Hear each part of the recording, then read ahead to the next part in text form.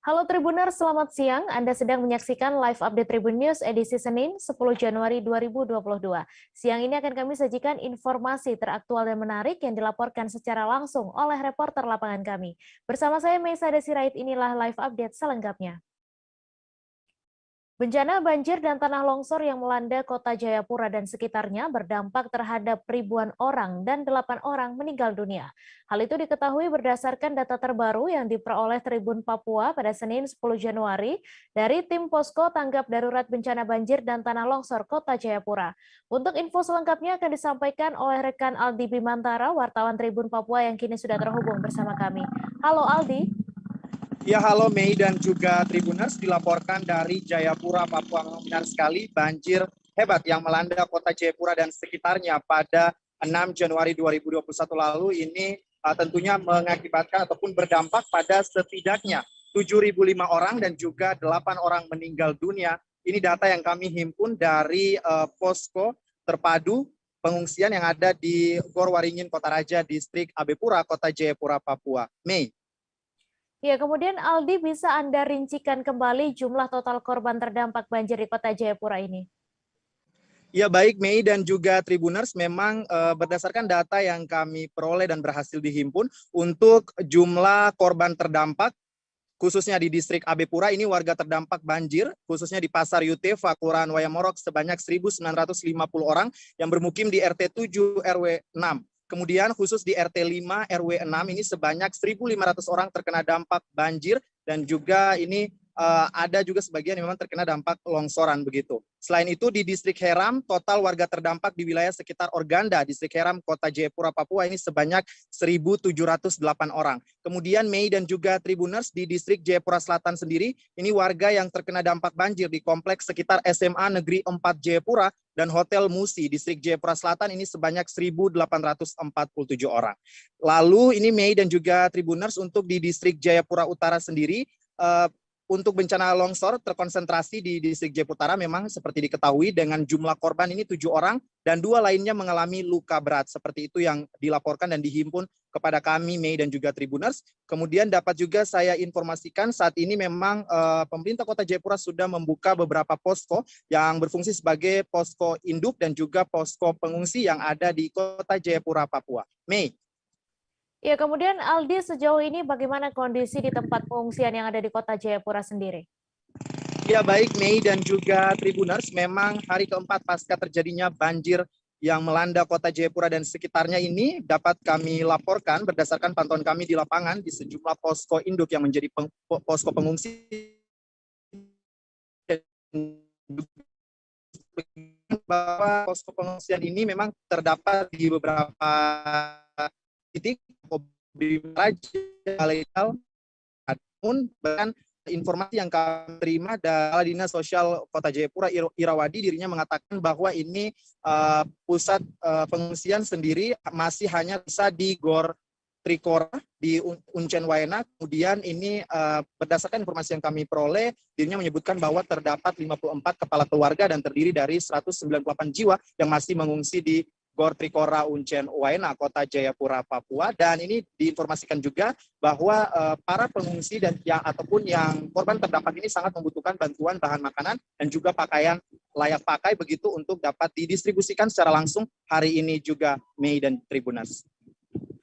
Ya, kemudian adakah imbauan, baik Aldi, adakah imbauan khusus dari Dinas Sosial Kota Jayapura terkait distribusi bantuan?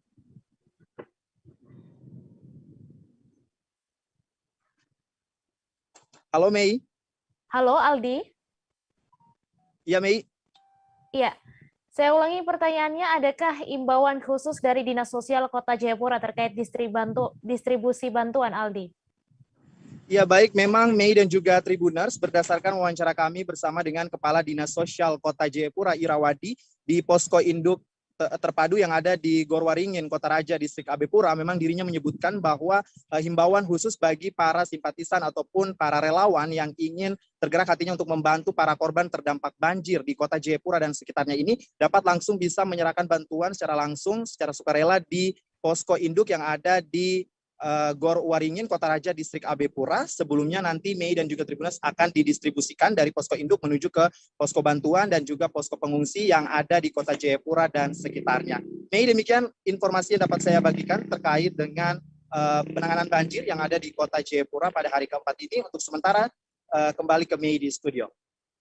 Baik, terima kasih Aldi atas laporan Anda dan Tribuners. Wartawan kami juga telah menghimpun wawancara dengan Kepala Dinas Sosial Kota Jayapura. Berikut tayangannya untuk Anda. Hari ini kita ada Linda mana Linda?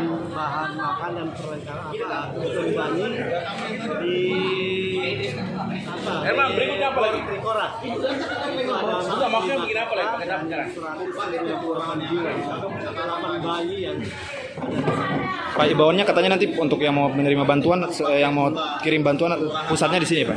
ya, jadi mohon kepada masyarakat yang ingin menyumbang untuk membantu keluarga-keluarga kita yang terdampak bisa disalurkan atau dibawa ke sini posko induk di Gor Waringin Jayapura. Baru dari sini kita distribusikan ke lokasi atau titik-titik tertentu sesuai dengan data yang ada. Siap. Seusai mengunjungi korban banjir di Kabupaten Nunukan, Menteri Sosial Tri Risma hari ini menyempatkan diri mampir di Kabupaten Malinau pada Minggu 9 Januari malam. Menteri Sosial Tri Risma hari ini dijadwalkan akan menghabiskan malam menginap di kabupaten berjuluk Bumi Intimung. Kunjungan perdana Risma ini disambut oleh Bupati dan FKPD Malinau di rumah tamu atau guest house Bupati Malinau. Untuk mengetahui lebih detailnya sudah bergabung bersama kami rekan jurnalis Tribun Kaltara Muhammad Supri yang akan menyampaikan laporannya. Halo Supri. Halo rekan Mei. Ya Supri, bisa Anda informasikan apa agenda Mensos Tri Risma hari ini saat berkunjung ke Kaltara kemarin?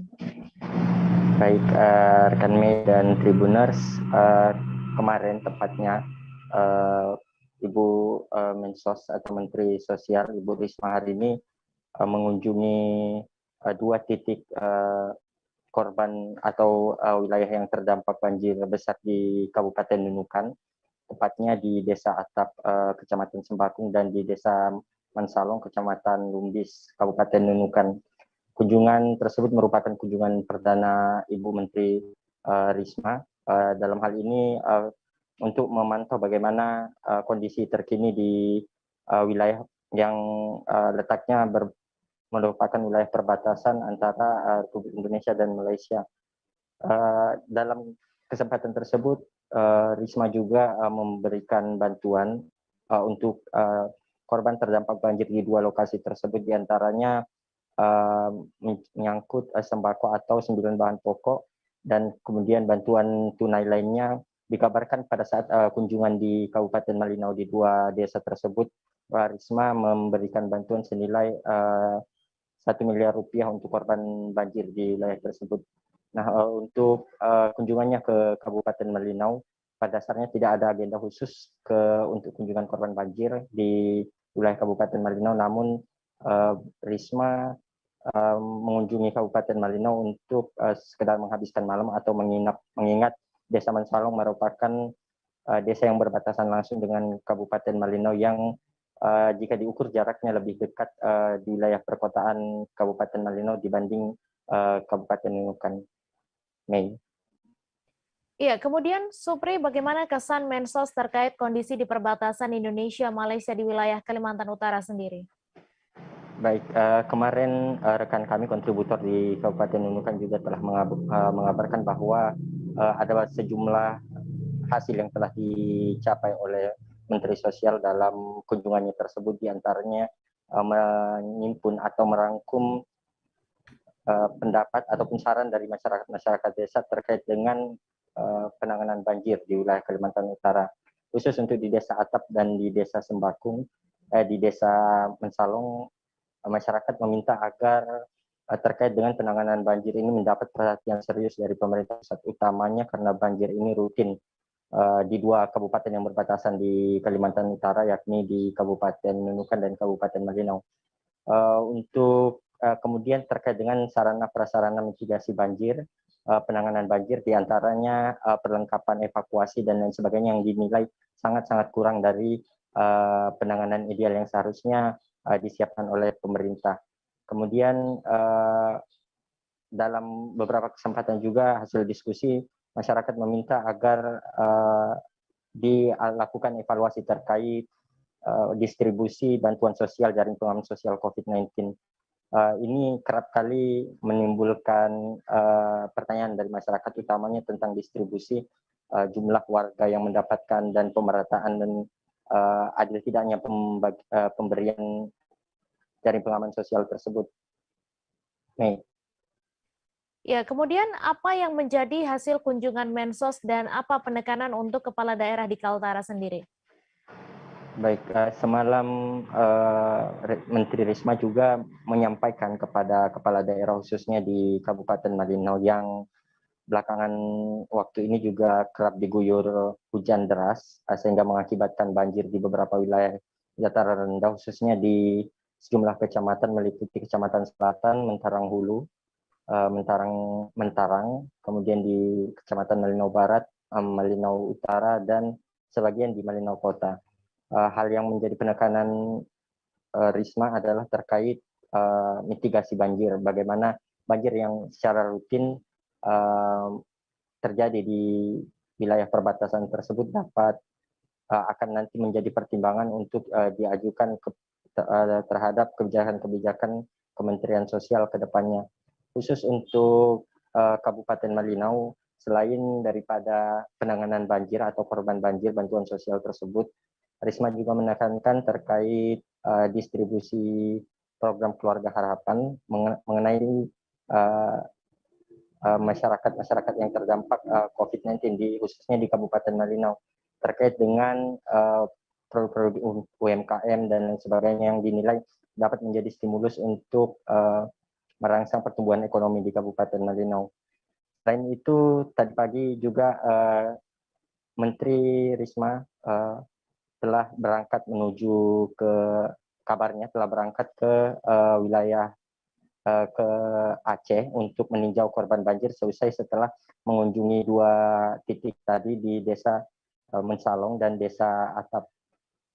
Untuk beberapa penekanan lainnya adalah terkait normalisasi sungai, di mana wilayah-wilayah yang rawan terendam banjir diusulkan agar ada upaya dari pemerintah daerah khususnya untuk membuat mekanisme serapan tanah, serapan banjir untuk mengurangi dampak korban banjir di 2 kabupaten perbatasan RI Malaysia tersebut.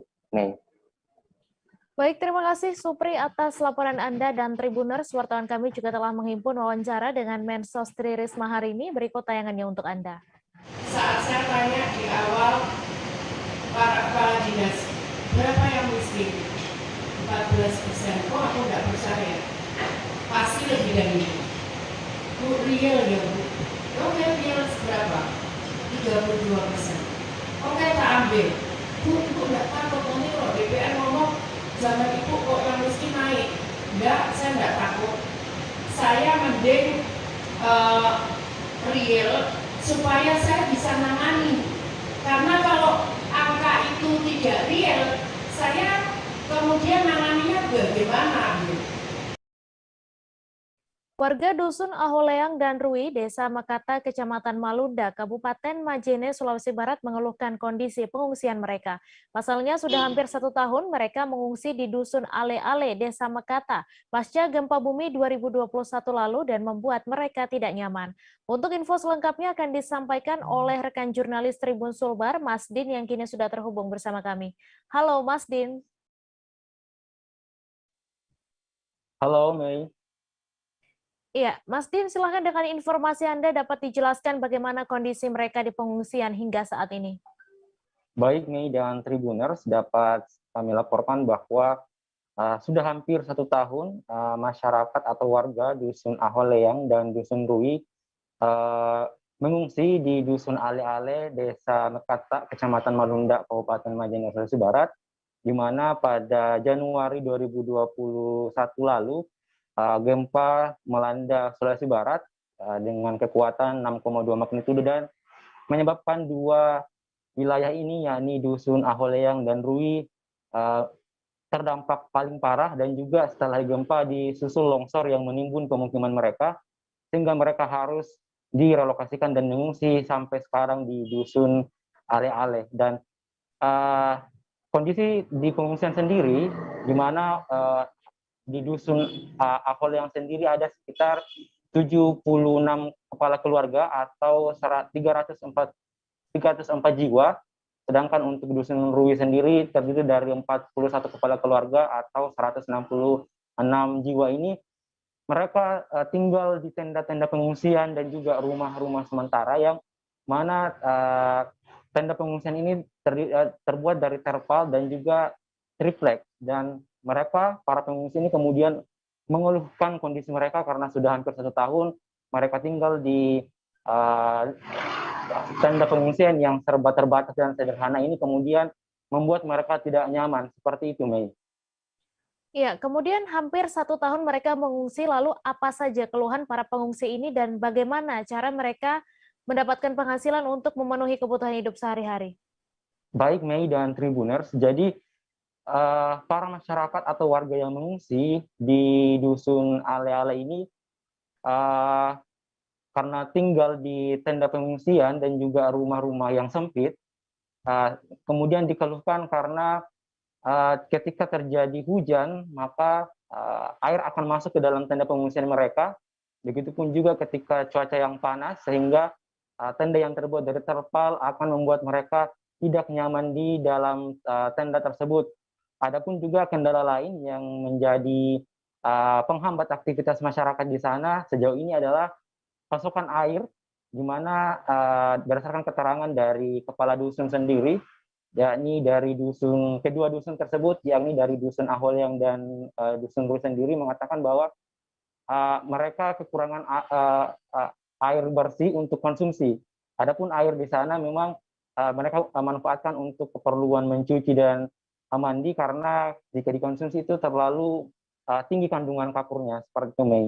Adapun juga keluhan lain dari masyarakat adalah setelah hampir 1 tahun mengungsi, mereka sudah bingung untuk bagaimana mereka bisa mendapatkan penghasilan untuk memenuhi kebutuhan hidup mereka di pengungsian, sehingga tidak jarang ada masyarakat atau warga yang mengungsi kemudian membuka kios-kios kecil untuk berjualan, dan juga bahkan ada salah satu warga dan bahkan ada beberapa warga yang hingga meminjam lahan orang lain yang ada di dusun Ale-Ale, kemudian mereka kelola dan nanti hasilnya akan dibagi 2 dengan si pemilik tanah. Seperti itu, Mei dan Tribuners. Ya, kemudian apa yang menjadi harapan mereka mengingat sudah hampir 1 tahun mereka berada di pengungsian ini? Iya, Mei dan Tribuners, jadi mengingat kedua dusun ini yang sebelumnya tertimbun yang terdampak gempa dan juga tertimbun longsoran tanah, sehingga wilayah mereka tidak bisa lagi dihuni dan mau tidak mau mereka harus direlokasikan di dusun Ale-Ale tersebut. Berdasarkan wawancara kami dengan kepala dusun, bahwa mereka sudah diberikan lahan nantinya untuk membangun rumah, di mana dari dusun Aholyang dan dusun Rui sendiri itu masing-masing mendapatkan luas lahan 1 hektar dan 1,5 hektar, dan disitulah nanti mereka untuk membangun rumah-rumah warga. Namun hingga saat ini belum ada kejelasan kapan mereka bisa dibangunkan rumah, mengingat ini yang sudah dijanjikan dari awal-awal mereka terdampak gempa sampai sekarang sudah hampir 1 tahun, mereka belum melihat secara langsung dan merasakan secara langsung janji atau rumah yang akan mereka tempati nantinya. Makanya mereka berharap kepada pemerintah terkait agar secepatnya membangun rumah untuk mereka, mengingat mereka sudah tidak nyaman dengan kondisi tenda dan pengungsian mereka yang apabila terjadi hujan akan basah, dan juga apabila panas sangat menyengat kepada para pengungsi. Seperti itu, Mei. Baik, terima kasih Mas Din atas laporan Anda, dan Tribuners, wartawan kami juga telah menghimpun wawancara dengan Kepala Dusun Rui. Berikut tayangannya untuk Anda. Ya. Kami dari keluarga Dusun Rui, saya pribadi adalah kepala dusunnya. Saya itu jumlah kakak itu 41 dan jumlah jiwa 166, dan kondisi kami pada saat ini pada setelah gempa yang bulan Januari yang lalu, ya inilah kami segala bentuk aktivitas sudah terbatas, kemudian mata pencaharian juga sudah tidak maksimal karena mengingat kami sekarang ini jauh dari halaman, di sini termasuk pengungsi permanen.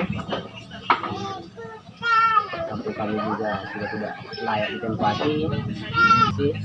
Pertama itu masalah airnya juga kurang sekali, kemudian kondisi penerangannya juga atau listrik itu sangat-sangat kurang maksimal juga. Ada nggak sih Pak harapannya nih? Apalagi kan udah mau 1 tahun nih Pak dari gempa yang terjadi di Januari kemarin. Ya, harapan kami berharap kepada pemerintah khususnya bahwa mudah-mudahan kami dari 2 dusun ini yang direlokasi cepat-cepat mendapat hunian tetap. Duel 2 orang pria di Jalan Karanggayam, Kuburan, Surabaya pada Sabtu 8 Januari berakhir tragis. 1 orang dikabarkan mengalami luka bacok hingga bersimbah darah tergeletak di Jalan Karanggayam 1, Surabaya. Seorang saksi Mutakin menyebut jika mulanya kedua pria itu terlibat percakapan terkait hutang piutang. Untuk detail informasinya akan disampaikan langsung oleh rekan jurnalis Tribun Jatim, Luhur Pambudi, yang kini sudah bergabung bersama kami. Halo Luhur. Halo Mei, siang. Ya, selamat siang. Bisa dijelaskan bagaimana kronologi lengkap kejadian tersebut? Oke, untuk kronologi lengkapnya ini memang perseturuan yang terjadi antara pelaku yang bernama M. Ilham, 26 tahun, dan korban yang bernama Khairul Imron, 46 tahun. Jadi memang ini adalah perseturuan pribadi ya, konteksnya pribadi yang ternyata berujung pada aksi penusukan yang sampai melukai si korban hingga bersimbah darah. Jadi memang terkonfirmasi walaupun kemarin kejadiannya itu pada Sabtu itu ya, itu sempat bersimbah darah si korban Khairul Imron, tapi hingga saat ini Khairul Imron dipastikan selamat. Jadi memang saat kejadian sudah langsung dievakuasi ke IGD Rumah Sakit Umum Daerah Dr. Sutomo Surabaya. Alhamdulillah nyawanya masih tertolong.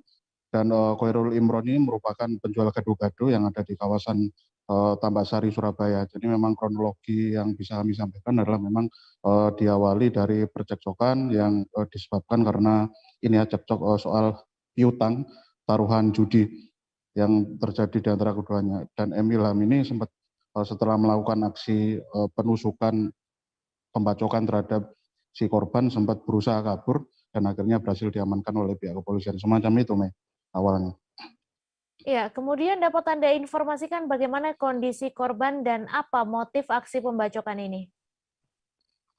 Ya, untuk kondisi korban saat ini memang kalau kita lihat dari dokumentasi foto dan video yang berhasil kami amankan kemarin, memang begitu naas ya, begitu sadis kondisi korban tergeletak bersimbah darah. Alhamdulillah kemarin korban berhasil dievakuasi lebih cepat ke IGD RSUD Dr. Sutomo, nyawanya berhasil diselamatkan dan sekarang kondisinya sudah semacam lebih baik atau menuju ke arah ini ya, pulih ya, konfirmasi yang kami peroleh dari pihak kepolisian.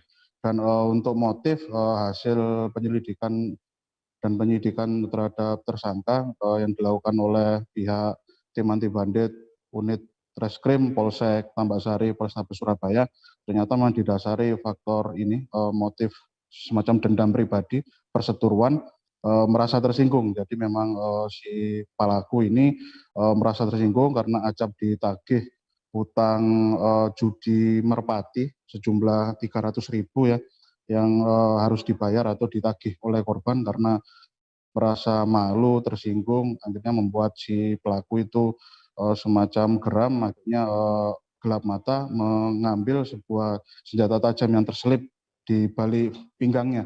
Jadi memang senjata jenis pisau itu ya, itu terselip di bagian pinggang si pelaku yang memang sehari-hari seringkali dibawa dan saat kondisi dirinya ketika cekcok itu dalam keadaan marah ternyata pelaku langsung mengambil senjata tajam tersebut dan menghunuskan beberapa kali ke arah tubuh si korban hingga tersungkur.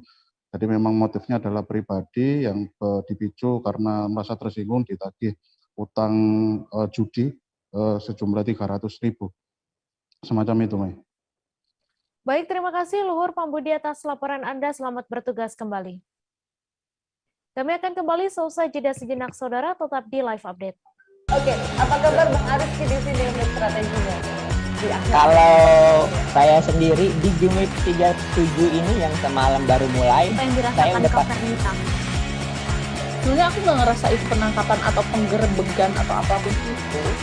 Karena gitu, posisinya aku kriteria. Jadi kita mengenal disebut dengan stroke yang tidak berdarah dengan stroke yang berdarah.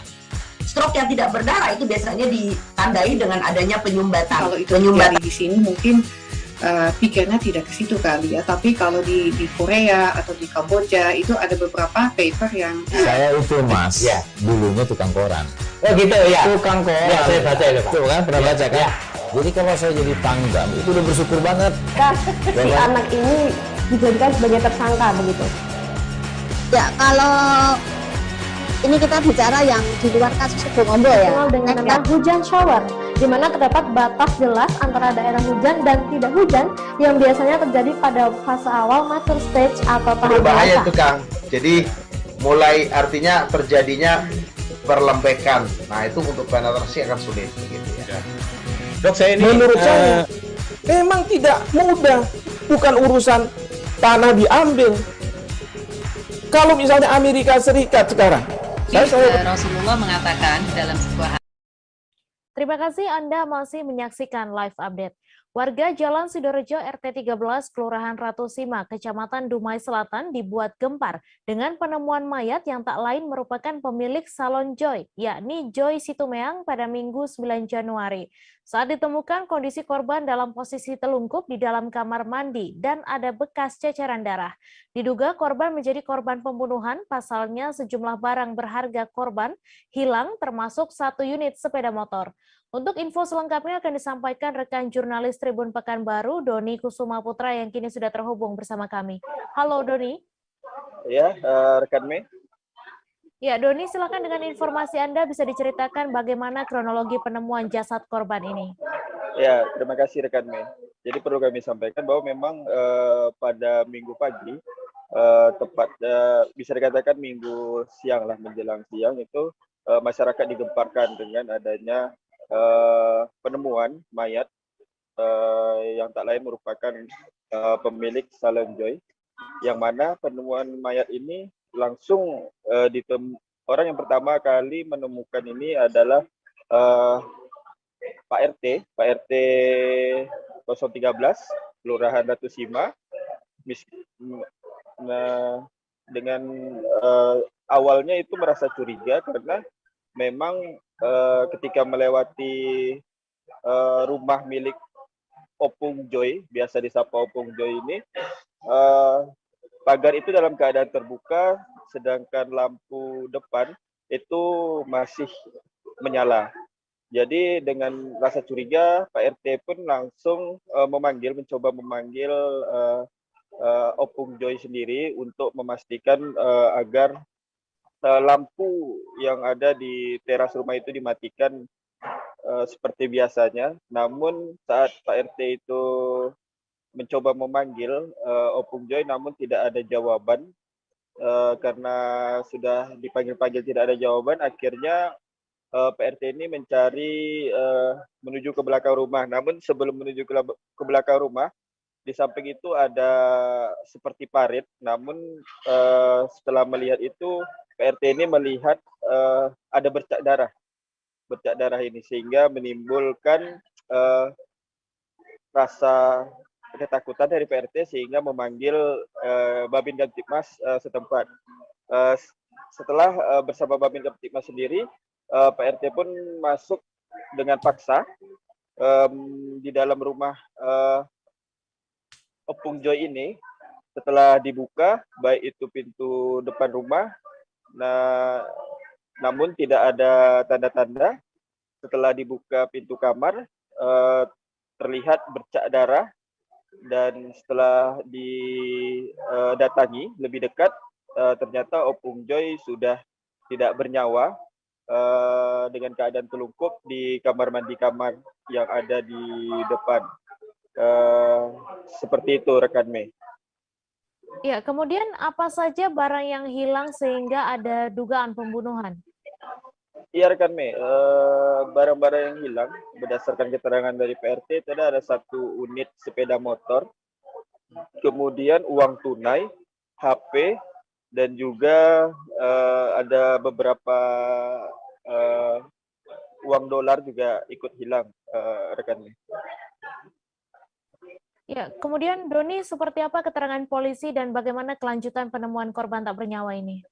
Ya, berdasarkan keterangan dari pihak kepolisian Polres Dumai, bahwa memang ada dugaan Opung Joy ini menjadi korban pembunuhan karena memang ada terdapat beberapa luka tusukan di badan dari Opung sendiri, namun masih saat ini masih dilakukan otopsi oleh pihak Polres Kota Dumai untuk memastikan apakah memang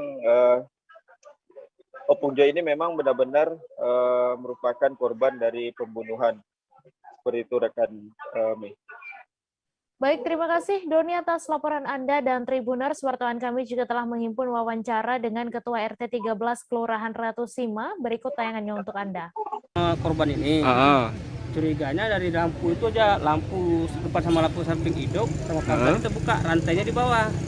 Rantainya udah di bawah gitu loh. Lampu jadi hidup. Saya pulang beli alat, pulang kan langsung ngecek sini. Saya panggil nggak ada dia. Nggak nyaut lah gitu. Nyaut. Terus? Saya lapor ke ibu, bilang lapor lagi ibu si korban ini nyaut dipanggil. Balik lagi saya ke sini. Nengok situ ada bercak darah dekat selokan. Nah, berarti saya telepon Pak Babin. Pasangan suami istri Salvianus Kisman dan Apolonia Hartati tak kuasa menahan tangis saat menerima bantuan dari Wakapolres Manggarai Barat, Kompol Eliana Papote. Kompol Eliana Papote melakukan kunjungan untuk memantau perkembangan kesehatan bocah korban kecelakaan lalu lintas Juaren Pradityo Kisman pada Selasa 4 Januari. Diketahui Juaren mengalami laka lantas tak jauh dari rumahnya di Lamtoro, Kelurahan Labuan Bajo, Kecamatan Komodo, Kabupaten Mabar pada Senin 3 Januari. Untuk detail informasinya akan disampaikan langsung oleh rekan jurnalis Pos Kupang, Gesio Viana yang kini sudah bergabung bersama kami. Halo Gesio. Halo, selamat sore rekan Mei, selamat sore Tribuners dimanapun Anda berada. Selamat sore, silakan dengan informasi Anda bagaimana reaksi pihak keluarga usai mendapatkan bantuan dari Wakapolres Mabar ini. Baik, dapat saya sampaikan langsung dari Labuan Bajo, Kabupaten Manggarai Barat, Provinsi Nusa Tenggara Timur. Keluarga korban, bocah korban laka lantas Juaren Pradityo Kisman, yakni Salvianus Kisman dan Apolonia Hartati tidak kuasa menahan tangis maupun juga menahan haru karena kedatangan dari Wakapolres Manggarai Barat, Kompol Eliana Papote yang hadir pada Selasa 4 Januari 2022 lalu untuk memantau perkembangan kondisi kesehatan dari Juaren Pradityo Kisman, bocah 4 tahun yang mengalami laka lantas. Orang tua ini mereka merasa sangat terharu, mereka merasa sangat bersyukur karena mendapat kunjungan dari seorang perwira polisi yang memberikan perhatian cukup luar biasa bagi mereka untuk kasus atau untuk kejadian yang menimpa anak mereka. Demikian rekan Mei. Ya, kemudian dalam bentuk apa bantuan yang diberikan kepada korban kecelakaan lalu lintas ini? Baik, Wakapolres Manggarai Barat, Kompol Eliana Papote memberikan bantuan berupa sejumlah sembako maupun juga telur, susu, dan 1 unit handphone untuk membantu komunikasi dari orang tua korban. Di lain sisi, bantuan paket sembako, susu, dan telur yang diberikan ini pun diharapkan untuk membantu proses kesembuhan dari adik Juaren. Demikian. Ya, kemudian dapat Anda jelaskan bagaimana kronologi kecelakaan korban? Dapat saya jelaskan kronologi kejadian itu terjadi pada Senin tanggal 3 Januari 2022, di mana korban pada saat itu mengikuti ayahnya, Salvianus Kisman, untuk berbelanja di seberang jalan. Kebetulan di area lokasi tersebut merupakan jalan utama di wilayah Labuan Bajo, dan tanpa sepengetahuan sang ayahanda, ternyata Juaren yang mengikutinya dari belakang ini mengalami insiden kecelakaan lalu lintas di mana dia ditabrak oleh satu unit kendaraan bermotor sehingga mengakibatkan sejumlah luka, diantaranya luka di bagian kepala sehingga harus mendapatkan 15 jahitan maupun juga luka lebam di area lutut dan beberapa bagian tubuhnya. Setelah kejadian itu terjadi, warga maupun juga ayah korban melarikan korban ke pusat kesehatan terdekat untuk mendapatkan pelayanan. Di dalam kesempatan tersebut, kebetulan Wakapolres Manggarai Barat, Kompol Elena Papote, baru saja landing atau baru pulang dari Kota Kupang dengan agenda dari Kepolisian Daerah NTT, melintasi jalan tersebut dan mendapati kejadian itu baru beberapa saat berlalu. Ia pun masih melihat ibu korban, dalam hal ini Apoloni Hartati, masih menangis, histeris, dan tidak terima atas kejadian tersebut. Wakapolres Manggarai Barat dalam kesempatan itu berusaha untuk menenangkan ibu korban dan membantu dalam proses pemberian pelayanan kesehatan baik itu di rumah sakit maupun juga memantau proses perkembangan dari korban.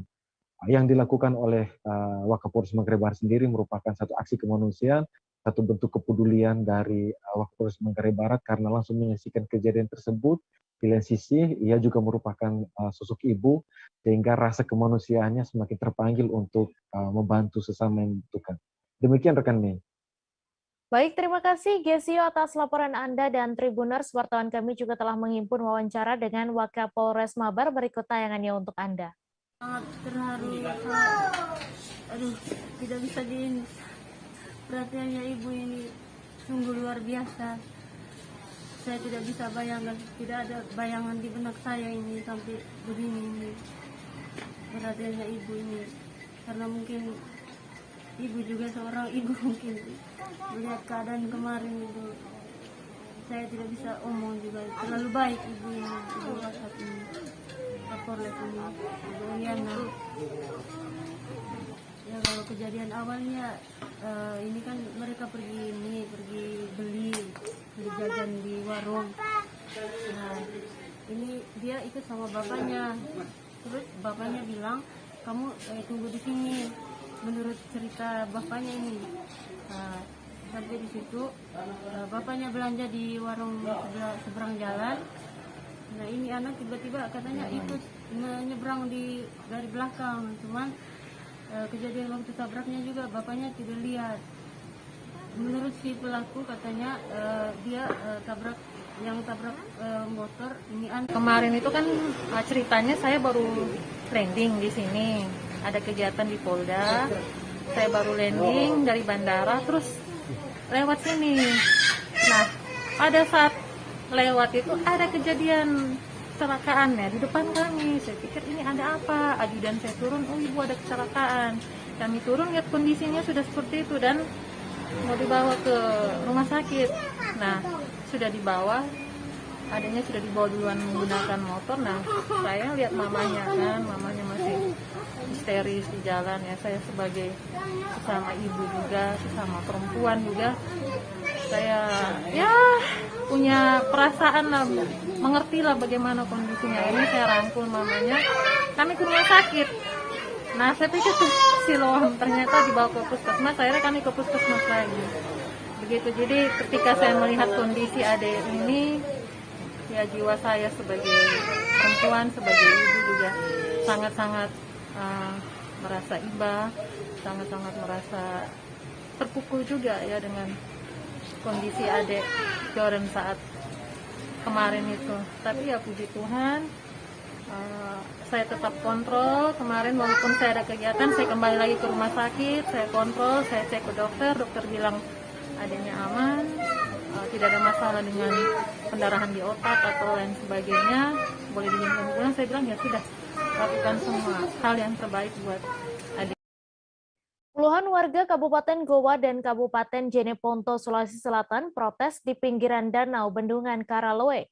Warga tersebut protes karena masih ada sejumlah lahan di Bendungan Karaloe yang belum terbayarkan. Dalam aksi protesnya, mereka membentangkan sejumlah spanduk dengan narasi yang berbeda-beda. Dalam spanduk tersebut, mereka hanya meminta haknya kepada pemerintah pusat. Untuk info selengkapnya akan disampaikan rekan Muh Rakib, wartawan Tribun Timur yang kini sudah terhubung bersama kami. Halo Rakib.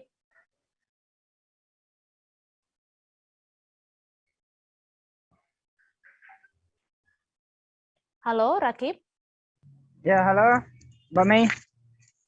Ya, silakan dengan informasi Anda, mengapa masih ada lahan yang belum dibayarkan di Bendungan Karaloe ini? Iya, terima kasih Mei di studio. Nah, untuk informasi masih adanya milik lahan warga yang belum dibayarkan di Bendungan Karaloe, karena adanya pihak-pihak penyelenggara pembayaran di Bendungan Karaloe itu tidak ada sistem keterbukaan kepada warga. Nah, di mana warga mengaku bahwasanya dia pernah diminta untuk melakukan mediasi dengan pihak pengurus pembayaran lahan yang ada di Bendungan Karaloe saat itu. Tetapi pada saat warga menghadiri proses mediasi itu, pihak pengurus tidak membahas soal itu, hanya untuk warga disuruh datang saja dan disuruh makan dan minum. Tidak ada pembahasan sama sekali terkait dengan pembayaran lahan yang digunakan di Bendungan Karaloe. Nah, seperti itu, Mei. Ya, kemudian dapat Anda jelaskan apa tuntutan masa aksi di Bendungan Karaloe sendiri?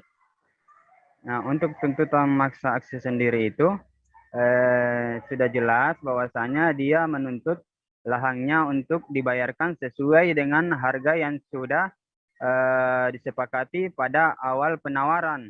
Nah, di mana di sini pada awal penawaran itu warga dan pihak penyelenggara pembayaran lahan itu sudah sepakat, tetapi berjalan waktu ada perubahan harga yang tidak diketahui oleh warga setempat, oleh pemilik lahan yang belum dibayarkan, sehingga warga tidak menerima alasan apapun dari pihak penyelenggara pembayaran lahan tersebut yang ada di Bendungan Karaloe. Seperti itu, Mei.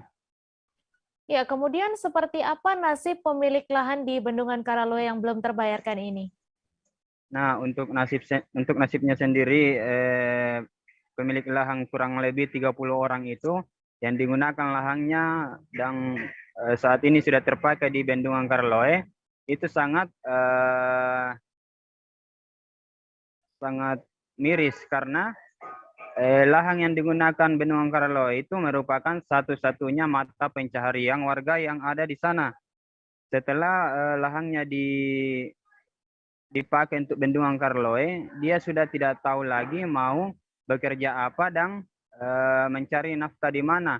Nah, satu-satunya pencarian nafkahnya warga setempat, warga yang ada di sana, yaitu bertani. Tetapi saat ini dia sudah tidak bekerja lagi karena sudah tidak ada lahan yang mau dipakai untuk bertani, dan sampai sekarang pun lahannya tidak dibayarkan oleh pihak pengurus pembayaran lahan yang ada di Bendungan Karaloe. Seperti itu, Mei. Baik, terima kasih Rakib atas laporan Anda, dan Tribuners, wartawan kami juga telah menghimpun wawancara dengan salah seorang warga Malakaji. Berikut tayangannya untuk Anda. Bendungan Karaloe sudah tenggelam di sana. Sudah tenggelam, Bu, ya? Sudah tenggelam, belum dibayar sama sekali. Jadi itu tanahnya nuku atas nama suamiku, pemberian dari nenek saya, tapi DSPPT-nya suamiku di dalam. Karena kalau bersuami satu Pak, itu Mi, suamiku di dalam atas nama Haji Manyi. Itu Mi 1 hektar 4 hari. Pak. Saya kurang tahu itu 40 hari atau lebih sedikit. Jadi saya bilang, di mana mau ku ambil itu yang 60 hari? Kalau dihilangkan lebih banyak hilangkan daripada yang masuk dia. Jasad korban tenggelam di Sungai Konaweha bernama Aidil akhirnya ditemukan. Jasad korban ditemukan oleh warga yang hendak menyeberangi sungai. Jarak antara tempat kejadian perkara atau TKP dengan lokasi penemuan jasad korban sekira 1 km. Untuk kabar selengkapnya akan disampaikan rekan wartawan Tribun News Ultra, Armanto Sepo yang kini sudah terhubung bersama kami. Halo Arman. Baik Mei, selamat siang semuanya. Selamat siang Arman, silakan dengan informasi Anda bisa dijelaskan bagaimana kronologi tenggelamnya seorang remaja di Sungai Konaweha ini. Baik Mei, kami jelaskan bahwa korban Aidil, warga Kelurahan Asinua yang berusia 17 tahun, Kecamatan Unaha, Kabupaten Konawe, tenggelam di Sungai Konaweha pada 7 Januari lalu sekitar pukul 16 di waktu Indonesia Tengah, di mana korban bersama ketiga rekannya pada saat itu hendak mencari buah-buahan di seberang sungai. Nah, setelah mendapatkan buah-buahan tersebut dan akan kembali ke sisi seberang sungai lainnya, dengan kedalaman dan deras arus yang cukup keras di Sungai Konaweha ini, korban kelelahan dan tidak mampu lagi untuk menyeberangi sungai. Namun ketiga rekannya itu selamat, sementara korban sempat berusaha untuk meminta tolong kepada rekan-rekannya, namun karena derasnya arus sungai yang ada di Sungai Konaweha ini membuat ketiga rekannya itu tidak mampu menjangkau korban. Demikian Mei. Iya, kemudian berapa lama proses pencarian jasad korban dan siapa saja unsur yang terlibat dalam pencarian jasad korban? Ya, Mei, bahwa korban mulai dicari sejak awal mula terjadi peristiwa tenggelamnya korban. Kemudian rekan korban ini melaporkan kepada pihak BPBD Konawe untuk melakukan evakuasi kepada korban.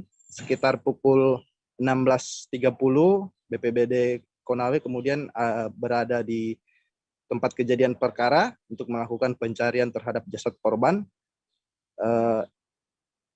Pada saat itu hari pertama korban tenggelam hanya 2 unsur saja, 3 unsur, yaitu dari BPBD Konawe, kemudian dari pihak kepolisian dan dari masyarakat. Hari pertama masyarakat mencoba untuk berenang ke titik yang menjadi dugaan tempat tersangkutnya jasad korban, yaitu di sebuah kayu yang sedang terlentang di sungai. Bahkan beberapa masyarakat yang coba berenang pada saat itu merasakan adanya jasad atau tubuh korban yang sedang tersangkut di sebatang kayu. Nah, sementara dari keesokan harinya, pihak Basarnas Kendari juga kemudian berpartisipasi untuk melakukan pencarian terhadap jasad korban, di mana hari kedua itu 2 tim dibagi, yaitu di titik yang menjadi dugaan tempat tempat tersangkutnya korban dan menyusuri hilir sungai untuk mengantisipasi jasad korban yang terbawa derasnya arus sungai. Dan kemudian di hari ketiga, personel yang ikut serta dalam melakukan evakuasi dan pencarian jasad korban itu terlihat dari kepolisian daerah, polisi air dan udara, turut serta dalam melakukan pencarian, kemudian masyarakat, BPBD Konawe dan Basarnas Kendari melakukan pencarian, dan sekitar pukul 16 jasad korban ditemukan oleh sejumlah warga sekitar yang hendak menyeberang di sisi seberang sungai. Pada saat itu mereka melihat ada sebuah biawak berada di tepi sungai, yaitu tepatnya di punggung korban, di punggung jasad korban. Mereka lalu mendekati. Saat berada di dekat jasad korban, mereka yakin bahwa apa yang mereka temukan ternyata adalah jasad korban yang selama dicari kurang lebih 3 hari 2 malam. Demikian Mei. Baik, terima kasih Arman atas laporan Anda, dan Tribuners, wartawan kami juga telah menghimpun wawancara dengan salah satu saksi. Berikut tayangannya untuk Anda. Kita lagi menyeberang dari sana, naik perahu. Nah, baru kita melihat di bawah, kita lihat itu ada parara di belakangnya sini. Apanya itu? Parara, outi. Biawak. Oh, biawak. Nah, dia bilang itu ada kita yang naik motor bilang tidak lah, bilang itu orang itu sana. Iya. Nah, kita datang di situ, dekati. Kita simpang di perahu barangnya kita. Iya. Baru kita lari pergi lihat situ, tidak ada bilang orang kasih yang kita lihat rambutnya. Iya. Terus setelah kita temukan tadi itu, kita melapor sama siapa tadi? Itu tadi sepupuku melapor. Oh, dia melapor di situ. Iya. Melapor di situ sama orang banyak tadi. Iya. Beredar video kapal pengangkut truk sawit mengalami kecelakaan yang diduga terjadi di Kecamatan Sangkuliran, Kabupaten Kutai Timur. Detik-detik kapal bernama LCT Rimba Raya 9 tersebut terekam oleh warga dan viral di media sosial. Tampak kapal yang memuat truk tersebut terbalik sesaat setelah bersandar di pinggir sungai, sehingga sejumlah truk di dalamnya ikut tenggelam bersama kapal. Untuk detail informasinya akan disampaikan langsung oleh rekan jurnalis Tribun Kaltim, Siva Olmirvako, yang kini sudah bergabung bersama kami. Halo Siva. Halo Mei. Ya Siva, silakan dengan informasi Anda bisa dijelaskan bagaimana kronologi peristiwa kapal terbalik ini, apa yang menyebabkan kapal ini bisa terbalik? Baik, Mei. Sebelumnya perlu disampaikan bahwa kapal yang mengalami laka tersebut merupakan kapal landing craft tank atau LCT yang berfungsi sebagai angkutan laut atau perairan dangkal. Terkait kronologi kejadian bermula pada hari Minggu, tanggal 9 Januari 2022, sekitar pukul 6.30 pagi waktu setempat. LCT Rimba Raya 6 yang dinahkodai oleh saudara Muhammad Faiz berangkat berlayar dari dermaga Ronggang, Dusun Benua Baru Ilir, Kecamatan Sangkulirang, Kabupaten Kutai Timur, Provinsi Kalimantan Timur. Kapal tersebut membawa 6 unit kendaraan dump truck yang bermuatan buah kelapa sawit dengan tujuan pelabuhan PT Hanusentra Agro Lestari yang berada di Desa Pelawan, Kecamatan Sangkulirang. Kemudian sekitar jam 10.55 waktu setempat, LCT Rimba Raya 6 telah sampai di dermaga atau pelabuhan Hanusentra Agro Lestari dan merapat dengan sempurna. Selanjutnya salah satu truk yang bermuatan kelapa sawit keluar dari LCT Rimba Raya untuk melakukan kegiatan bongkar muat. Namun saat truk yang kedua yang dikemudikan oleh saudara Febrian lambat mengambil haluan ke tengah, sehingga truk yang masih berada di LCT Rimba Raya 6 mengalami pergeseran ke arah kanan. Terjadilah kemiringan LCT Rimba Raya yang mengakibatkan kapal tersebut terbalik dan tenggelam. Seperti yang terlihat dalam video, nahkoda LCT, ABK, dan supir-supir truk tersebut meloncat ke sungai untuk menyelamatkan diri ketika kapal mulai terbalik. Demikian, Mei. Ya, kemudian apakah ada korban jiwa dalam peristiwa ini dan berapa taksiran kerugian material atas terbaliknya kapal Rimba Raya ini? Berdasarkan hasil pengecekan di Pos SAR Kutai Timur bahwa di lokasi kejadian terdapat anak buah kapal sebanyak 4 orang dalam kondisi selamat.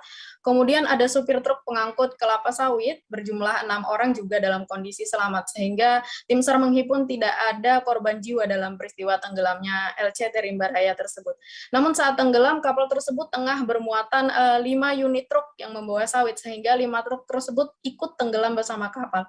Terkait kerugian material diperkirakan mencapai puluhan miliar rupiah. Demikian, Mei. Ya, kemudian bagaimana update terkini kondisi kapal Rimba Raya ini? Apakah sudah ada proses evakuasi atau seperti apa, Siva? Baik, Mei. Berdasarkan informasi yang kami himpun, sampai waktu 12 WITA waktu setempat, pihak perusahaan swasta tengah berupaya mengevakuasi truk muatan sawit terlebih dahulu dari perairan sungai. Kemudian rencananya evakuasi akan dilakukan dengan menarik LCT ke sisi darat sungai menggunakan alat berat untuk dilakukan perbaikan terhadap kapal tersebut. Demikian, Mei. Baik, terima kasih Syifa atas laporan Anda. Selamat bertugas kembali. Tribuners, kami masih akan menyajikan informasi menarik untuk Anda seusai jeda sejenak, tetap di Live Update. Oke, apa kabar Bang Arifki di sini untuk strateginya?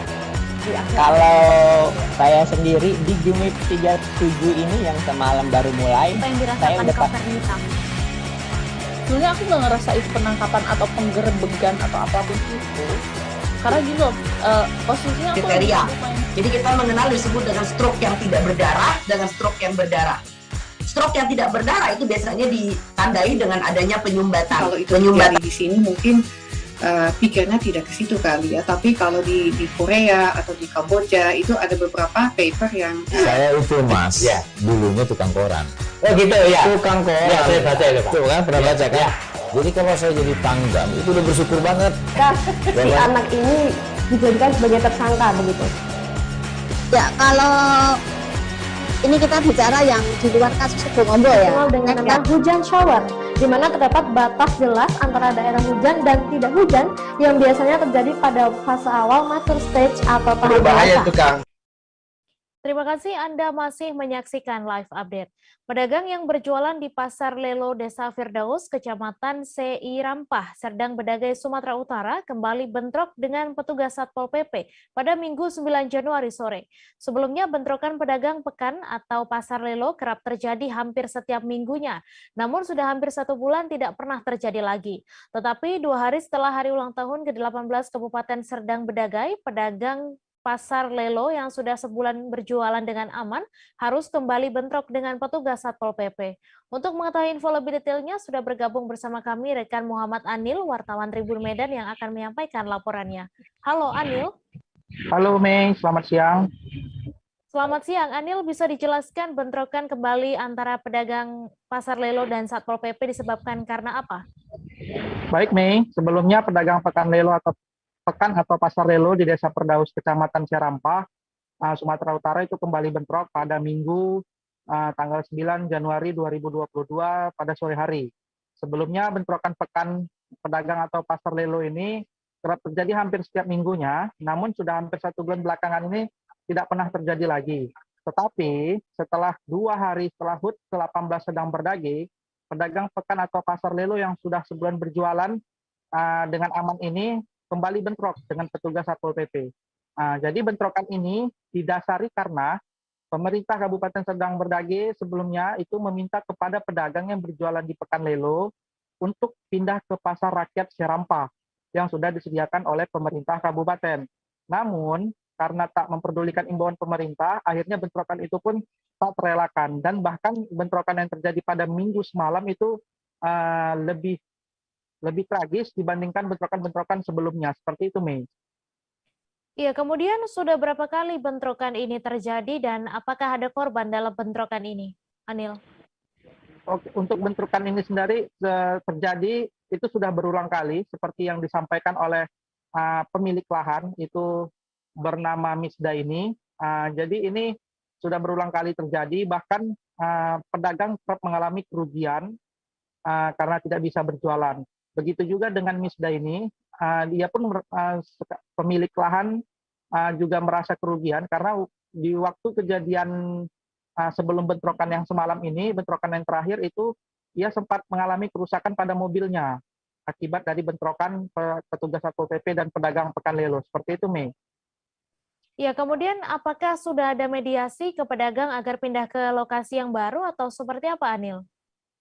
Oke, kalau untuk mediasi sendiri, memang sampai saat ini, hingga saat ini sendiri itu pedagang dan pemerintah kabupaten sudah melakukan beberapa kali mediasi.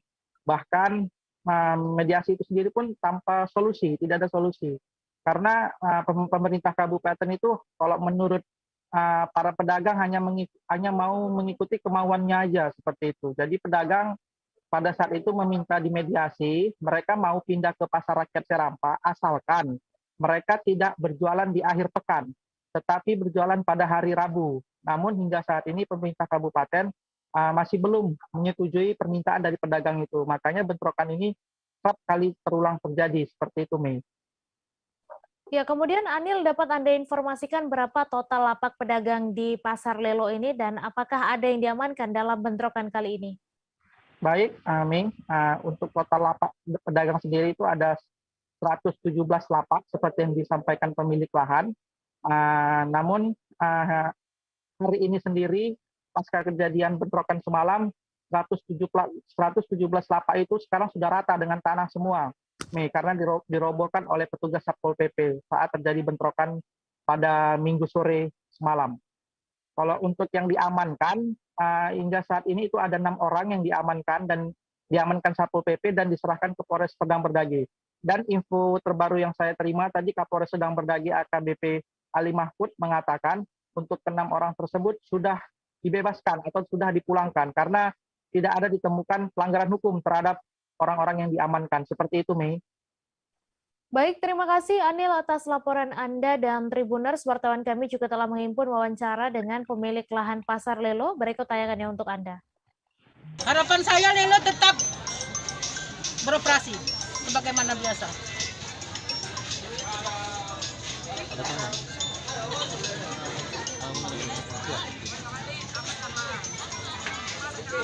Bu, dengan adanya kejadian yang tadi, Bu, di Satpol PP sendiri, ada nggak kerugian yang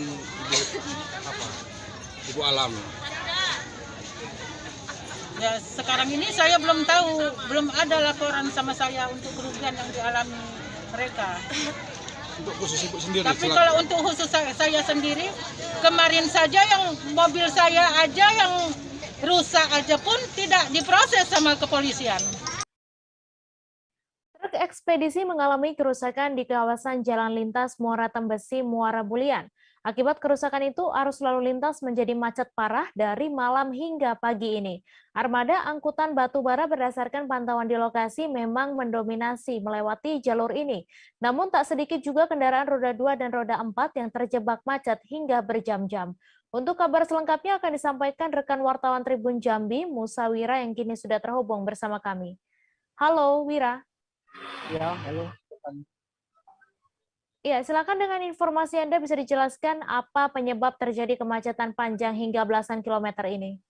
Ya, baik. Dapat saya informasikan bahwa saat ini di Kabupaten Batanghari, di Provinsi Jambi, pada Minggu malam atau tepatnya pada pukul 10 malam hingga pukul 9 pagi hari Senin telah terjadi kemacetan yang cukup panjang di ruas jalan lintas Sumatera atau tepatnya di jalur Muara Tembesi menuju Muara Bulian.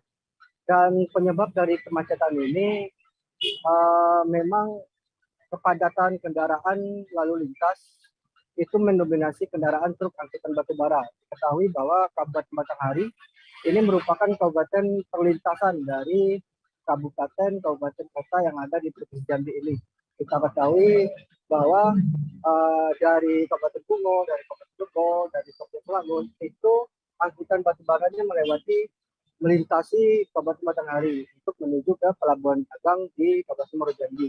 Akibat dari kepadatan volume kepadatan kendaraan truk angkutan batubara itu tidak bisa berjalan dengan lancar di ruas jalan Muara Tembesi, Muara Bulian. Akibat dari itulah kemacetan yang terjadi hingga 12 jam lamanya. Begitu rekannya. Iya, kemudian dari kemacetan ini apa imbas yang diterima oleh pengguna jalan lain? Ya, oke, baik. Imbas dari kemacetan ini kita ketahui bahwa pada hari Senin ini merupakan hari waktunya ASN, anak sekolah dan sebagainya itu untuk beraktivitas. Dan dari kemacetan itu banyak sekali keluhan-keluhan dari masyarakat, baik itu dari orang tua siswa dan baik itu dari pejabat di lingkungan keterlambatan untuk bekerja.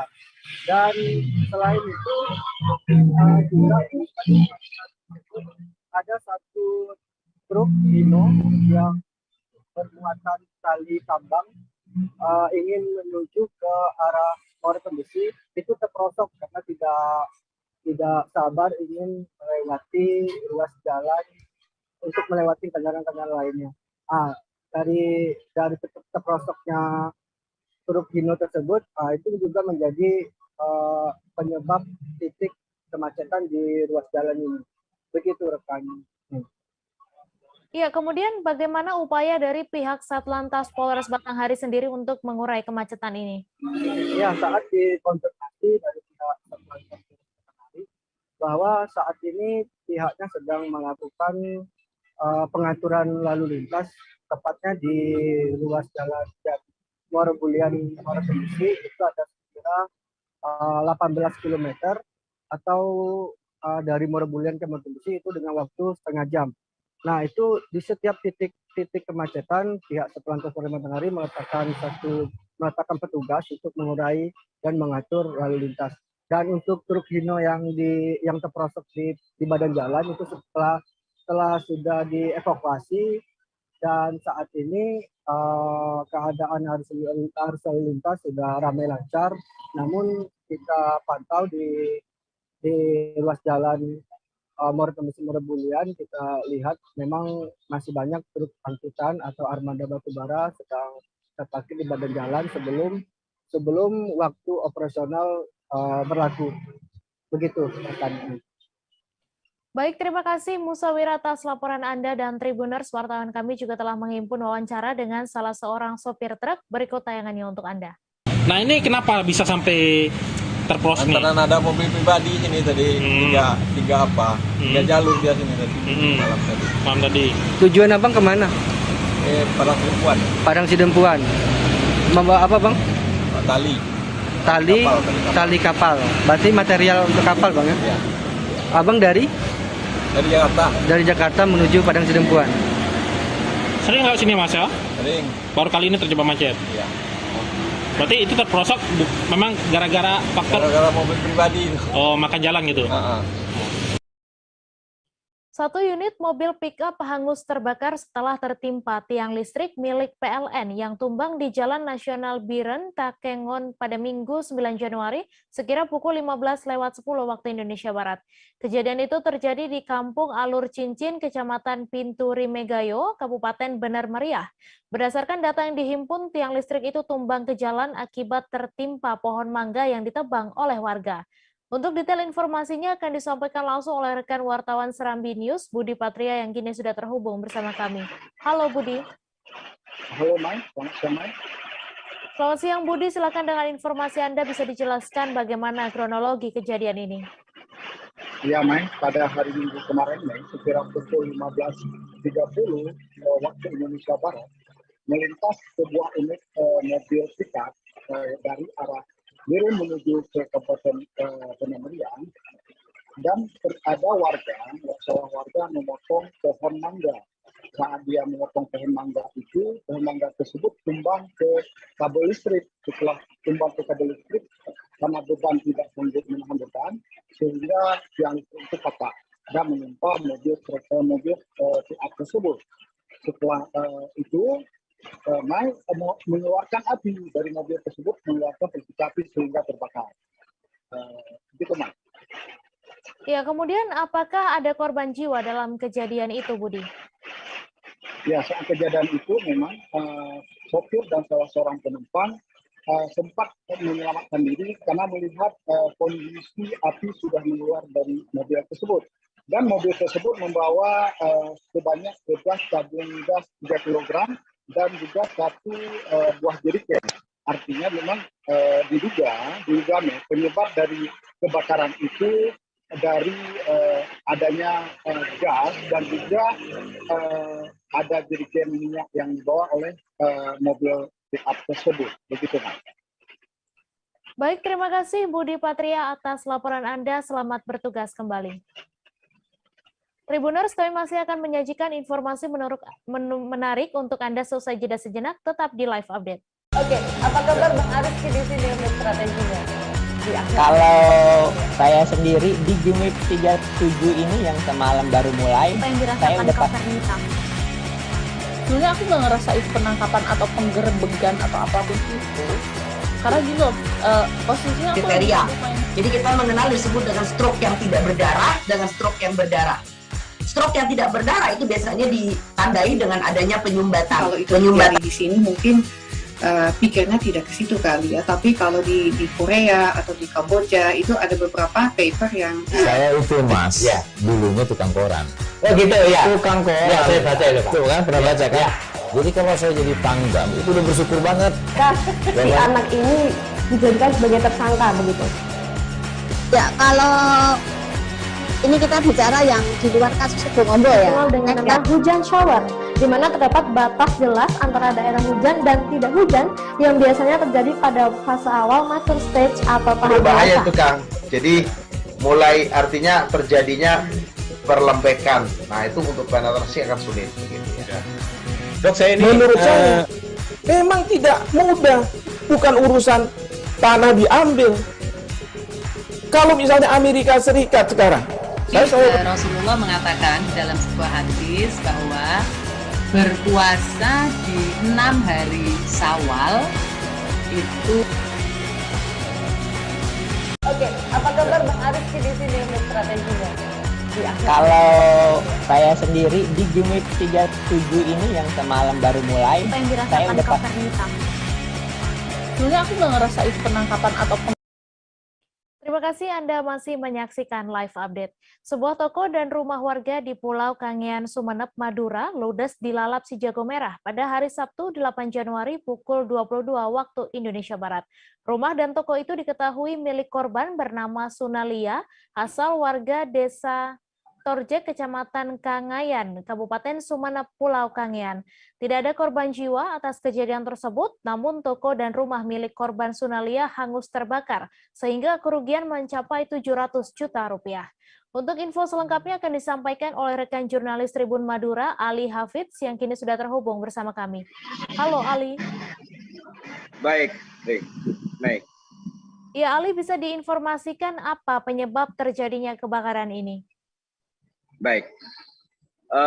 Sebuah rumah dan toko milik korban bernama Ibu Sunalia di wilayah Kepulauan Kangean, tepatnya di Desa Torjek, Kecamatan Kangayan, Pulau Kangean. Ini terjadi kebakaran karena di saat malam hari itu pemilik toko ini bernama Sunalia ini proses menyalin bensin menggunakan selang itu dari jerigen, tiba-tiba ini lupa ditinggal karena ada pembeli di tokonya.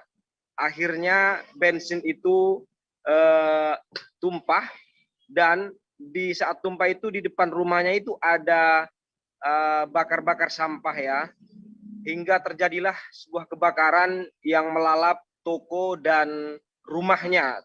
Tanpa tertolong terbakar hangus ya. Baik. Iya, kemudian Ali, dapat Anda informasikan apa saja yang terbakar dalam peristiwa ini dan berapa kerugiannya? Dalam peristiwa kebakaran itu yang terbakar adalah rumah milik sendiri dan juga tokonya milik korban bernama Ibu Sunalia ini. Semuanya hangus terbakar, dan akibat dari kebakaran itu semuanya di total senilai Rp 700 juta. Itu kerugian dari terjadinya kebakaran yang terjadi di Pulau Kangean, Kabupaten Sumeneb. Baik, terima kasih Ali atas laporan Anda. Selamat bertugas kembali. Dinas Lingkungan Hidup Kota Serang menanggapi keluhan warga mengenai aliran sungai yang tercemar oleh aliran air lindi, di mana sebelumnya warga Kampung Pasir Gadung Wadas, Kelurahan Cilowong, Kecamatan Taktakan, Kota Serang mengeluhkan air lindi yang mengalir di perkampungannya. Mereka mengeluh lantaran air lindi buangan dari sampah Cilowong tidak melalui penyaringan terlebih dahulu. Untuk info selengkapnya akan disampaikan rekan jurnalis Tribun Banten Ahmad Tajudin yang kini sudah terhubung bersama kami. Halo Tajudin. Halo rekan Mei dan Tribuners. Silakan dengan informasi Anda bisa dijelaskan mengenai keluhan yang disampaikan warga Cilowong ini seperti apa?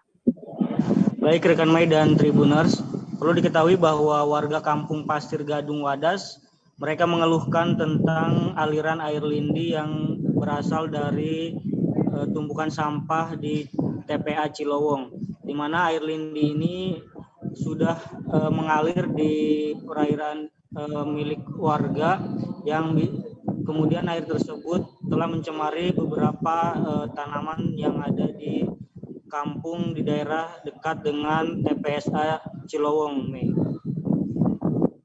Ya, kemudian dapat dijelaskan bagaimana pantauan Anda saat di lokasi terkait situasi air lindi yang mengalir di sana?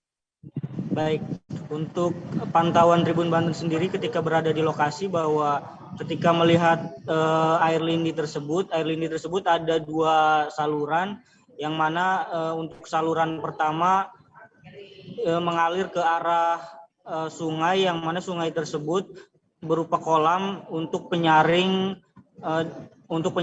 air lindi tersebut agar ketika mengalir ke warga tidak menimbulkan bau dan juga warnanya agak terlihat cerah dibandingkan dengan aliran salah satunya yang berada di sebelah di sebelah kolam sebelah yang ada di sana, di mana aliran air lindi tersebut dari TPSA Cilowong langsung mengalir ke sungai yang ada di masyarakat Cilowong, di mana yang bagi masyarakat yang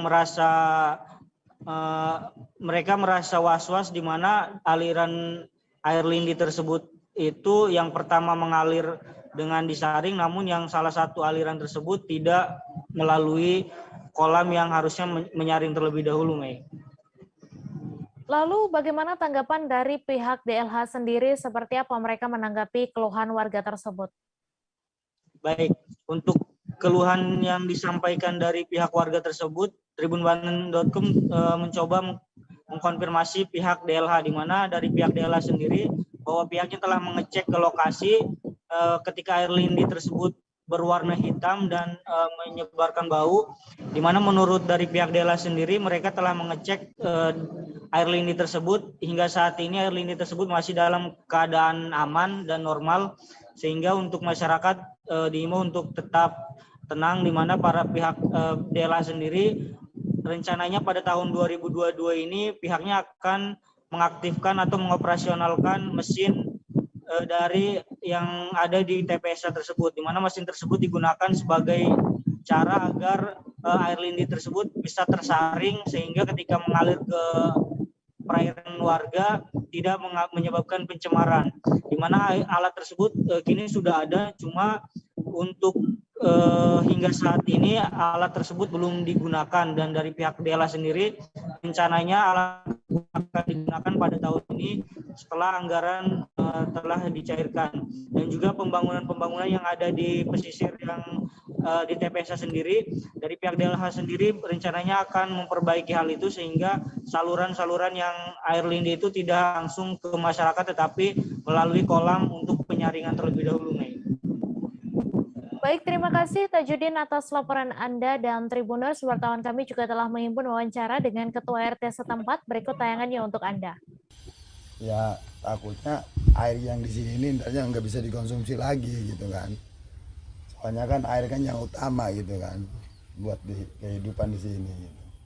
Tapi kalau ada air kayak gini ya masyarakat juga pasti ngeluh, masyarakatnya. Ya kalau bisa mah gitu ya tolonglah segera dibenahin gitu supaya jangan kayak gini gitu, supaya masyarakat kita tuh tenang, enak gitu kan. Informasi tadi sekaligus menutup perjumpaan kita dalam live update hari ini. Tribuners, lantaran masih di tengah pandemi, kami kembali mengingatkan untuk selalu menerapkan protokol kesehatan dimanapun Anda berada. Saya Mesa Desirait beserta kru yang bertugas pamit. Terima kasih dan sampai jumpa. Jangan lupa like, subscribe, dan share ya.